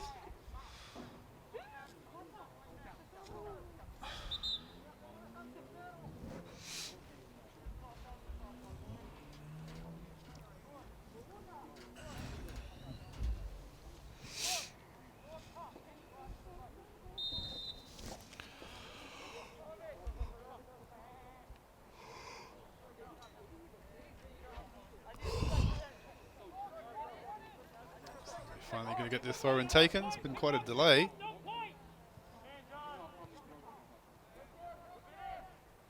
Ball high into the box. Helgeson catches it comfortably under pressure from the 3. So safe hands there from Matthew Helgeson. He's just about done everything right today, answered every question that was asked of him. That 0 on the scoreboard is testament to that. And a missed clearance from the 20. But then they do get it away. Guba now under real pressure, slides, and may even win the ball. Nicely done by him.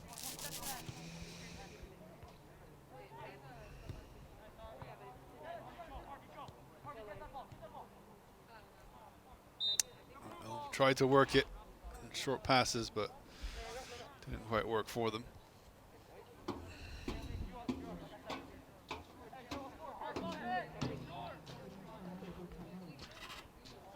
Bridge with a wayward pass, and now a heavy ball down the line. It's not going to find its man.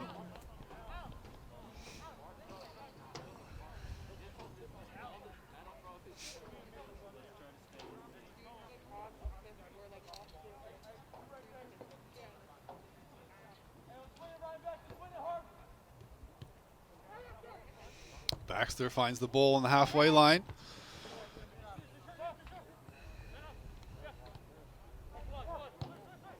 Now finds inside to Urquia, finds Bizwaz. He tries to place it with his right foot around the keeper. And he gets it back on the edge of the box, tries to find Gonzalez. He struck from there in the last game and scored a great goal from a similar range. Baxter now on his left. He gets a shot away, and keeper manages to pick it up, but great pressure there from the Blue Devils as they try to work something between Bizwaz, Gonzalez, and Baxter.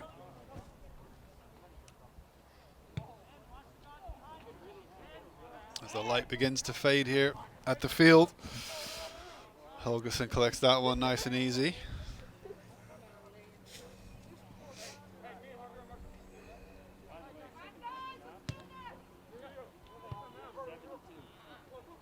And a good little flick to Urquia. Bizwaz goes past him, but Islam gets it back to Urquia, to Leon. And Paulie keeps it in on the wing, tries to lay his man inside, and Leon does wonderful. Just couldn't keep it in, but good pressure from Leon to keep the ball up in the Rhinebeck half.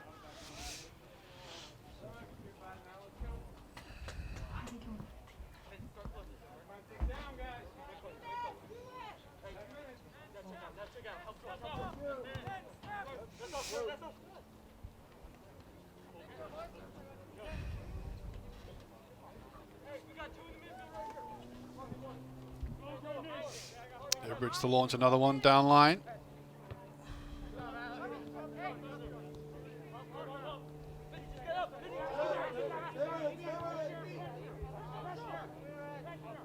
Oh, missed clearance by the 17. Almost kicked the man. And they're going to say, I think, offside against Ibrich. Could have been a free kick to Ellenville, though. I think that might be what they're going to say, yeah. Free kick to Ellenville. The clearance did catch a bit of Paulie. So you hear that loud noise. I think the plane is coming into land on the field, perhaps. Maybe not. Rather low-flying plane here at Ellenville Field. There is an airfield, obviously, behind us. You can see it just in the top right of your picture there. So it is a free kick to Ellenville, right on the edge of the box in a dangerous position. The referee did spot the foul on Paulie. He'll look to ping this one to the back post, and he's going to get way too much underneath it. And that goes over and harmlessly out of play.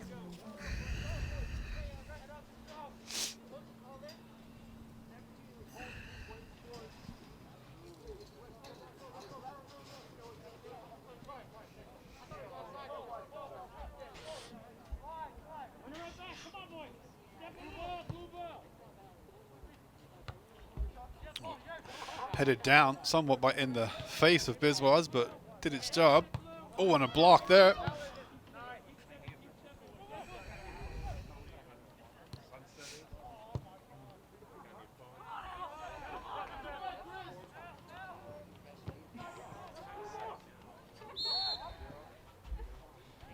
And that's a free kick Ellenville's way.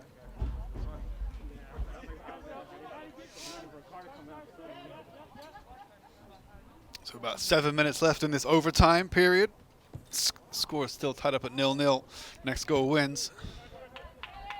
Next goal ends the game.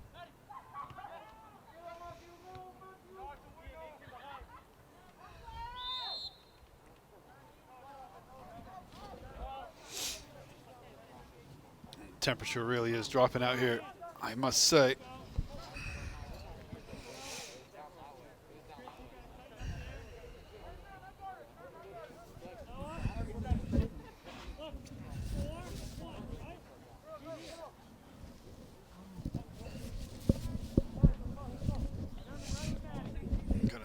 Excuse the ruffle of noise as I put a woolly hat on. It's very cold out here. Hopefully that helps. Heavy free kick might actually be on target. Keeper does well, makes it look comfortable with a save, but that was actually a dangerous free kick there. Would have gone in if the keeper hadn't touched it, I think.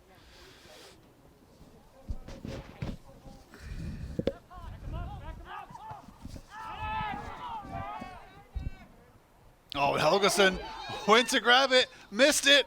Ellenville has to clear it. Woo. Chris Leon deals with it after Helgeson went to dive on it and just went underneath him. And Rhinebeck did really well to keep it in. And they actually had a great opportunity to win the game there. And Chris Leon to the rescue, Ellenville's number 21, senior.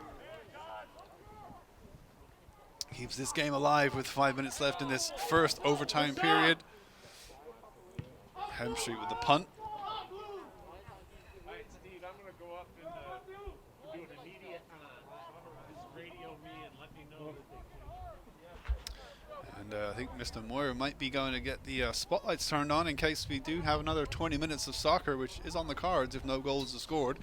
5 minutes to go in this first overtime period, and then another 15 minutes after that potentially. So doesn't want it to get too dark out here, being that we have floodlights on this field. I thought earlier that we wouldn't need them, but I guess if there's a full 30 minutes of overtime, we might just need them. I got to go turn the lights out. Oh, for the golf cart?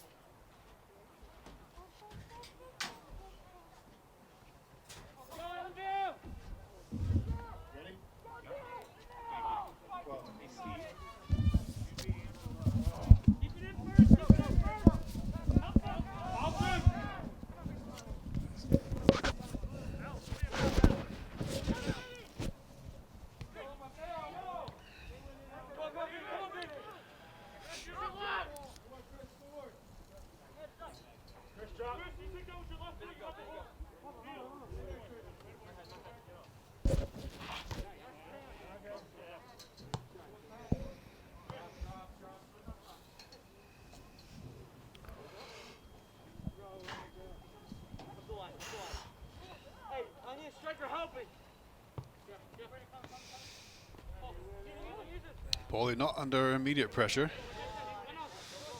Islam does well. Paulie under pressure from two though. Slides to the ground. Sure, that's a free kick.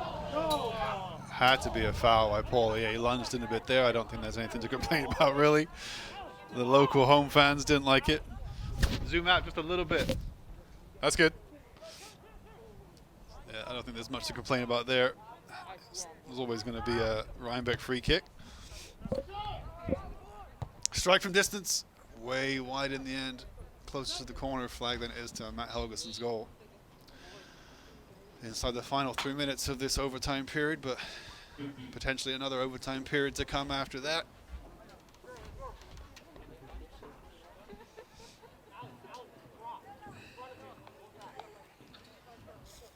Paulie comes out. He needs a breather, I think. Getting tired out there.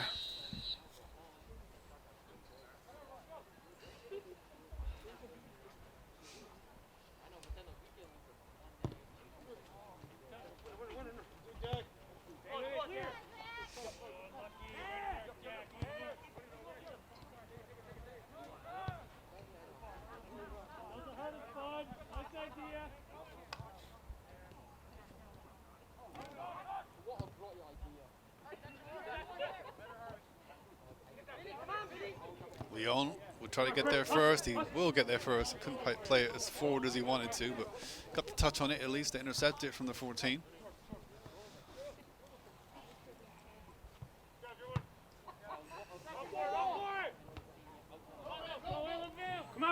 Gonzalez has it 2-on-1. Tried to drop the shoulder to the right and then go left, but the Rhinebeck defense was equal to it as they've been all day.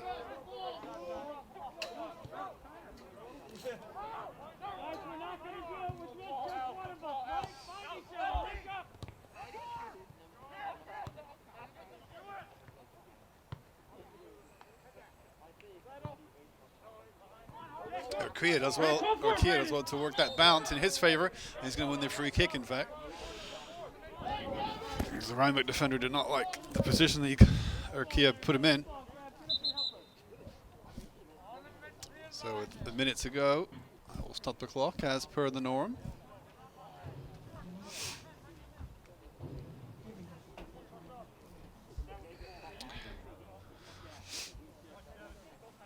Final minute now of this overtime period. Ibrich is going to drop just in front of the box. Baxter tries to get something on it to challenge the keeper, and the defender, number 20, just said, nope, I'll smash that one out. Ben Fajardo.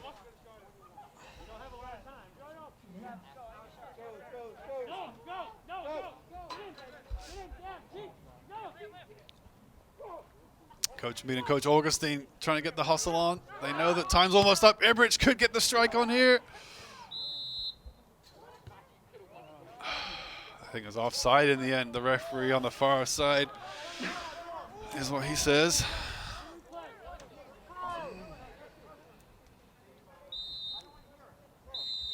And the referee blows for the end of this overtime period. So halftime in overtime, we're still tied up at 0-0, 0-0. No goals in this game after, well, 80 plus 15. That's 95 minutes of soccer. And so we will reset the clock for 15 final minutes of soccer. Can we have the breakthrough, or will it be a tie? Let's go and see what happens now.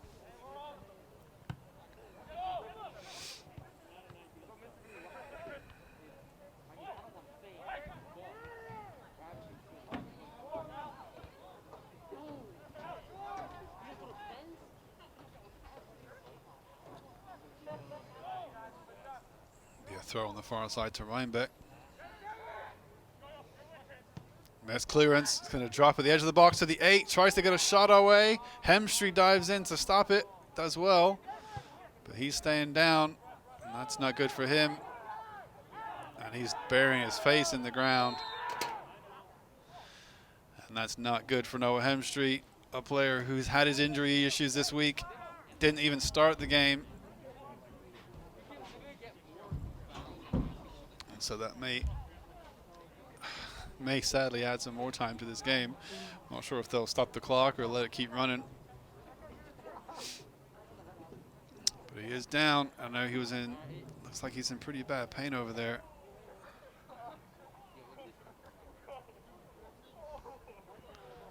might be cramping up. Coach Mead going to see if he can fix it.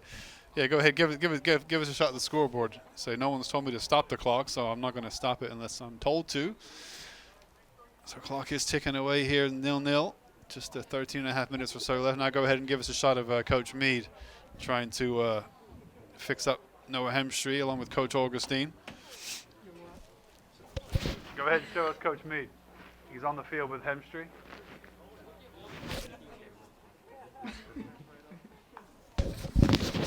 Cameras, show me the coach, Ellenville coach.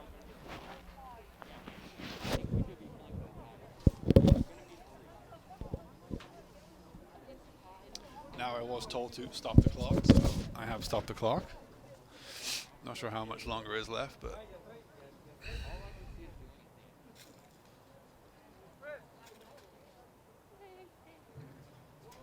the refs are going to talk to each other here as Hemstree still writhing around in pain, just can't get it going. He's going to have to come off the field,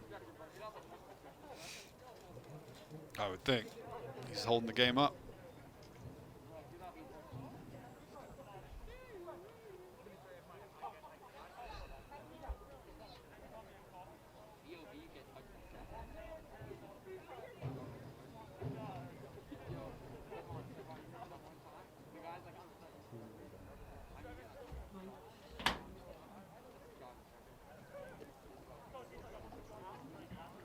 Coach Mead trying to get those muscles warm back up.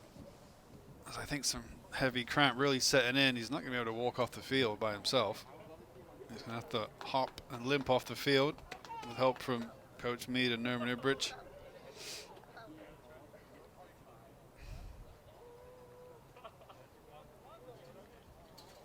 Rhinebeck just want to get this game over and done with, I'm sure, as do Ellenville.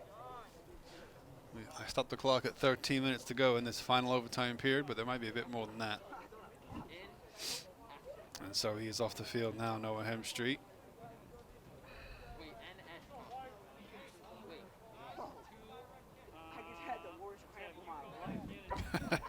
The worst cramp of his life. So that's what Noah says. So the 23, Alex Pauly, is on. Let's see if we can indeed finish this game.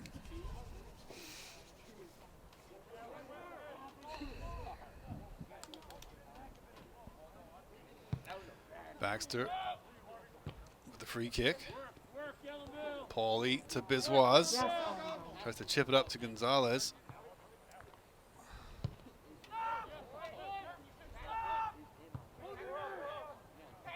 Oh, and the number attacker is through now for Rhinebeck. Great chance to win the game. Oh my goodness. He thought he'd scored. The number 8 with a wonderful breakaway. Give us a close-up on the number 8 for Rhinebeck. Show me the number 8 for Rhinebeck. He's the blonde kid, top of the box there. Yeah, zoom in to your right. Zoom in to your right. Yeah, the number 8 right there. Number 8 there, thought he won the game. George Ashworth Sr. It was a wonderful breakthrough. He could have gone down. He stayed. Credit to him, he stayed on his feet. Didn't seek the free kick or anything like that. He thought, no, I've got a great chance to win this. I'm going to get there first. And he did get there first, and his shot was just, and I mean just wide of the far post. To the point that even he was looking to see, is it in? Is it in? Have I scored? Oh, I didn't score. All right, we're back underway. Ibrich taking the goal kick.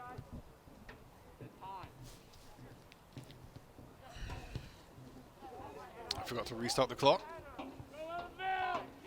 So now I've got no idea what's happening in terms of time left in this game, but it's about 12 or 13 minutes, I'm sure. Oh, Leon, yeah, went in there a little bit heavy. Not going for the ball, really trying to play the man instead, so the referee calls that as a free kick.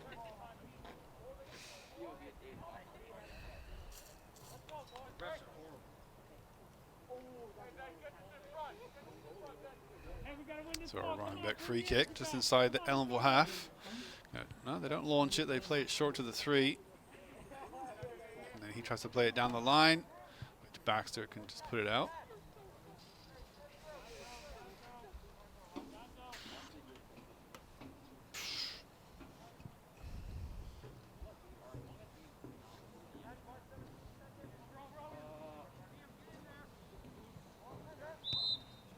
That's going to be a foul by Rhinebeck on Ellenville, so they win the free kick deep in their own half with around 12 minutes to go.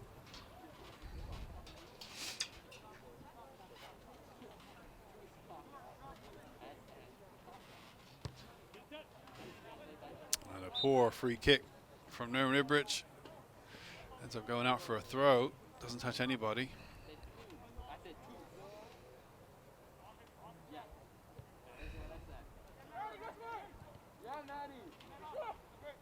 Kia works it with Biswas. He tries to find Paulie wide. Paulie will get there. It came off his hand. No one called it. Neither the referee. And Gonzalez, tripped up, maybe cramped up. So he's down. Another player might be cramping up here as this game goes on and on. Might be a handball by the 8. He can't quite get through. And Rhinebeck just chasing the winning goal here, as are Ellenville. Just can't get the lucky bounce, and Baxter's just going to launch it, and Gonzalez will be offside if he gets there. So Rhinebeck's going to clear it. I think Gonzalez is okay for the minute. I think it was cramp and not a foul that made him go to ground.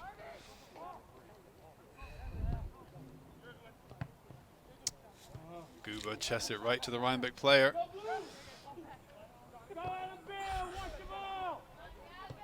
Ryan Baxter.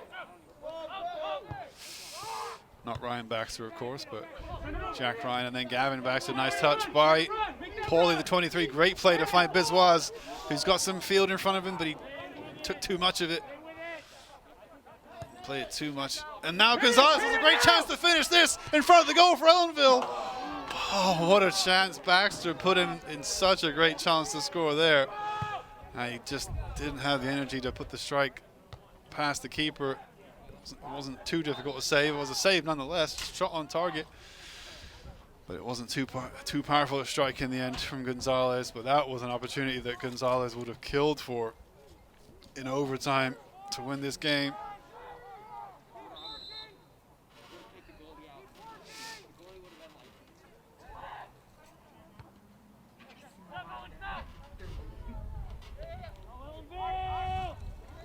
Biswas now. He's still got some legs. Finds Gonzalez with a 2-on-1. He holds it up. Looks for Paulie on the right side. He can't whip it in first time. There's no one in the box to whip it to, but now he tries to play it forward as a through ball for Biswas. Headed backwards, and they're going to say foul by Ellenville. I think by Kashar, so Rhinebeck free kick.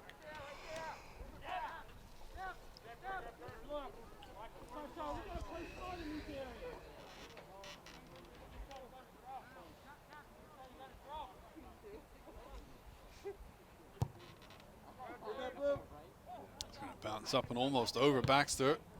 Good clearance from Islam. And a poor touch from the 10 just to put out for a throw for Ellenville, which they are going to let Nerman wind this one up. With around 8 or so minutes left in this game. We are in the second overtime period.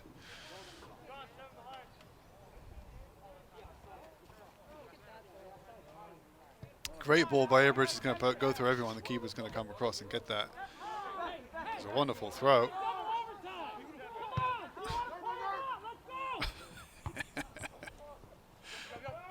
Coach Maxwell Meade asking if his players want to play or not. You're in double overtime. I don't know how many players he's got on the bench who are ready to come in. They all look pretty cold, the blue double bench, and I don't see any shirts out, so they're all covered up if they are ready to play. Kashar tried the reverse flick. We're just getting into desperate defending now from either side. Gonzalez is going to come and put pressure, but the 30 does well and goal for Rhinebeck. And now Biswas will get a touch to get away from the 20, but the 20's still got some pace in this dying stage of the game to put it out for a corner kick for Ellenville with around 7 or so minutes left in this game. Ellenville has the corner kick. The Rhinebeck coach wants them to watch out for the quick corner, which Ellenville does play. Baxter, he messed up the second part, but he wins the free kick, I think. Somehow. got a bit lucky there, Ellenville. They worked the short corner kick. He does get lucky. In fact, it's not a free kick. It's a penalty kick. Gavin Baxter, 7 minutes on the clock here, has a chance for an overtime victory goal. So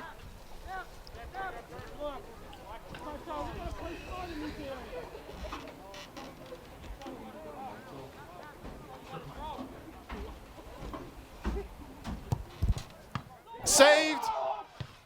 And the rebound is saved as well. Oh my goodness.